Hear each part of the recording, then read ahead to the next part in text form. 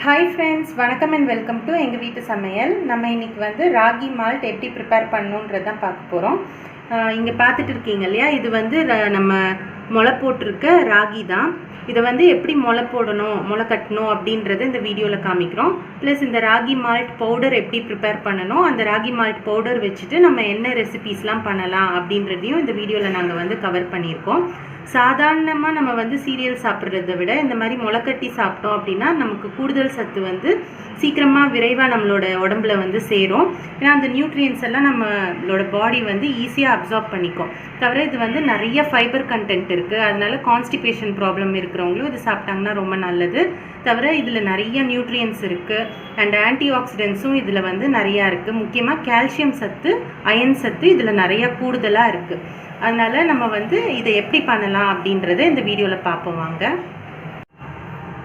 முதல்ல கேழ்வரகுல வந்து தண்ணி ஊற்றி நல்லா கழுவிக்கோங்க. ஏன்னா அதில் வந்து கல், மண் ஏதாவது இருக்கும், அதனால் அழுக்கு இருக்கும்.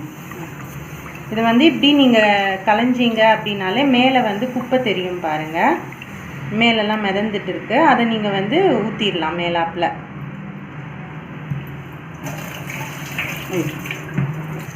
இந்த மாதிரி அழுக்கு போகிற வரைக்கும் 2 இல்லை 3 வாட்டி நீங்கள் களைஞ்சிங்க அப்படின்னாலே மேலே அந்த தூசிலாம் வந்துடும். நீங்கள் அதை அப்படியே ஊற்றிடலாம்.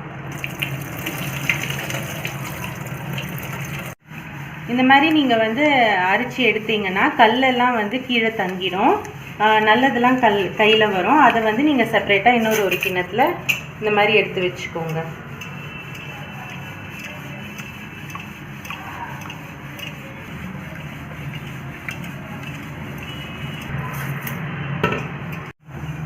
கடைசியாகவும் நீங்கள் களைஞ்சிட்டிங்கன்னா சப்போஸ் கல் எதுவும் இருந்ததுன்னா உங்களுக்கு வந்துடும்.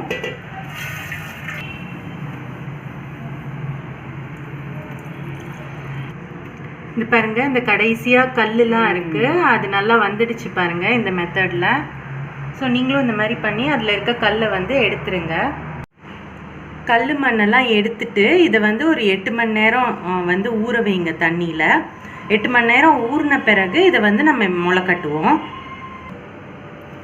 இப்போ வந்து 8 மணி நேரம் ஊறிடுச்சு. இதை வந்து நம்ம ஒரு வெள்ளை துணியில் எடுத்து நம்ம போடுவோம். இப்போ இந்த வெள்ளை துணியை வந்து நம்ம கட்டிடுவோம்.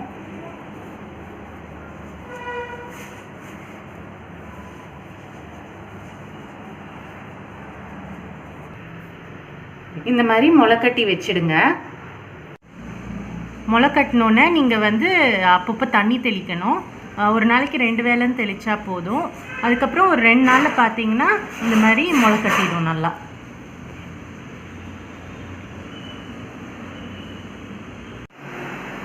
ஃபஸ்ட்டு இந்த ராகியை நம்ம ஊற வச்சோம் தண்ணியில், அதுக்கப்புறம் முளை கட்டினோம்.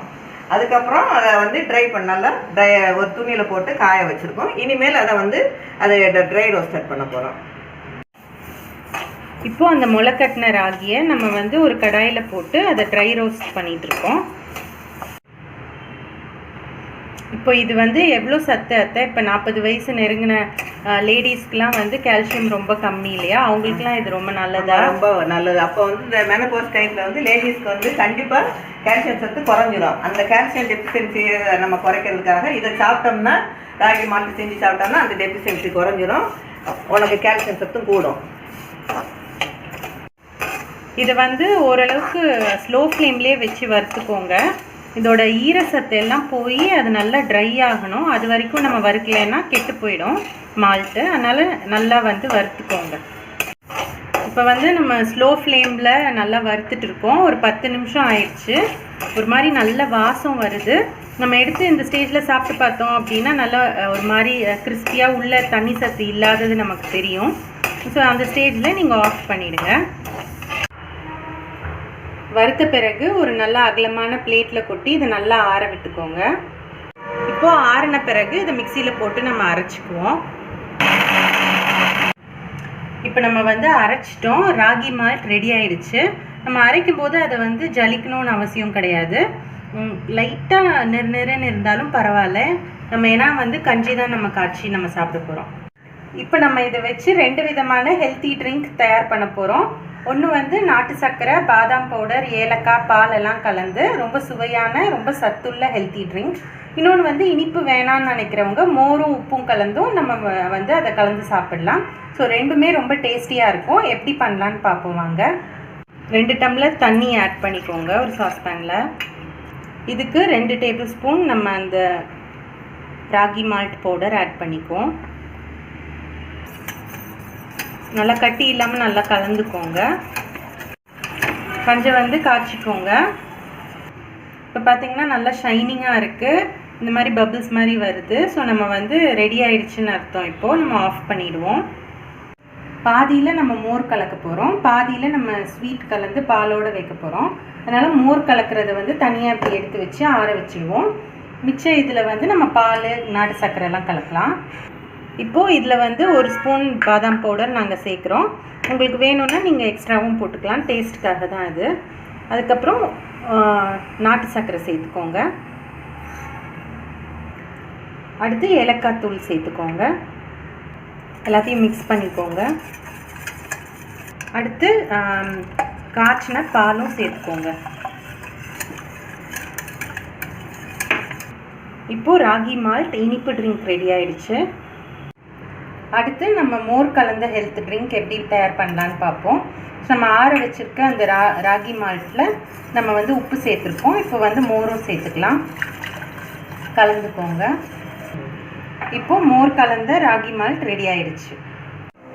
சுவையும் சத்தும் மிகுந்த ராகி மால்ட் மோர் கலந்தும் பால் கலந்தும் நம்ம தயார் பண்ணிட்டோம். ஸோ இந்த வெயிலுக்கு ஏற்ற ஹெல்த்தியான ட்ரிங்க் இது. நீங்களும் ட்ரை பண்ணி பாருங்கள். ட்ரை பண்ணிவிட்டு உங்களோட ஃபீட்பேக்கை எங்களுக்கு கமெண்ட்ஸாக போஸ்ட் பண்ணுங்கள். இந்த வீடியோ உங்களுக்கு பிடிச்சிருந்ததுன்னா லைக் பண்ணுங்கள், ஷேர் பண்ணுங்கள், சப்ஸ்கிரைப் பண்ணுங்கள். மறக்காமல் பெல் பட்டனையும் டேப் பண்ணுங்கள். அப்போ தான் எங்களோட ரெகுலர் அப்டேட்ஸ் உங்களுக்கு வந்து சேரும்.